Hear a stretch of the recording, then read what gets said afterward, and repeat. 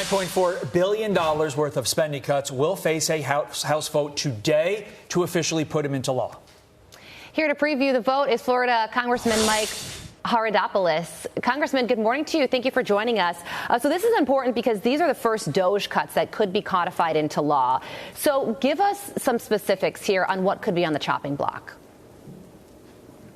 Well, there's a variety of things on the chopping block, most notably USAID. We saw the ridiculous spending habits they put in forth. Nothing would ever have passed the smell test that actually put into the sunlight and transparency. We're going to make those cuts and make sure that people recognize, for once, Washington is actually cutting spending in a smart way, making sure we prioritize American programs and make sure we put America first. It's a first of many things that, of course, Elon Musk had put forward, and the DOGE committees have done a great job of making sure that people see that a lot of things happened in the last 4 years where they're simply wrong. And what we need to do is reduce spending so we put more money back in the pockets of the people who make this economy work every single day. But, Congressman, $9.4 billion, a lot for Carly and me, based upon our current salaries. That's a lot of shoes. You know, look, at the end of the day, it seems like pocket change when we're talking about a budget in the trillions. So why should we, the American people, care about this spending cuts package when in comparison to the rest of the big, beautiful bill?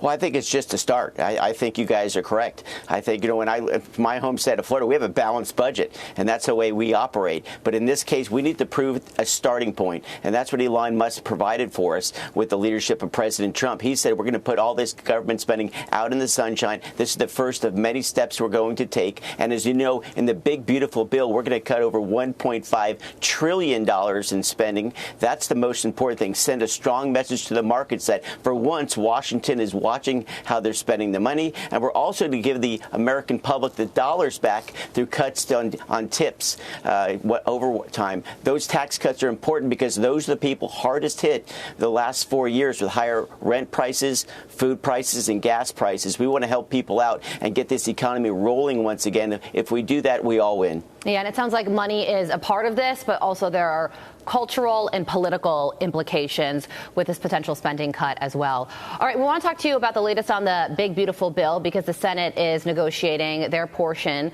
of how the overall bill will look once it's signed into law. Here is Senate Majority Leader John Thune on where things stand right now. We would like to be able to find spending reductions over and above what the House did. That work is underway. We want to make this as ambitious and aggressive of an effort as possible to rein in the cost of government, to put a lot of these programs on a more sustainable fiscal path going forward. Okay, so that's what he has to say. And now here is House Republican Conference Chair Lisa McClain, who has a warning for the Senate saying, change at 10%, but I think 30% is a lot. I realize the Senate has to put their fingerprints on it. Touch very lightly, according to the Congresswoman. The concern is that this bill will be changed too much, and then when it ping-pongs back over to the House, it'll have a difficult time passing. So how much angst is there in the House regarding this? Of course, there's some angst here, though. Every vote we've had in the House because of our narrow majority causes us great concern.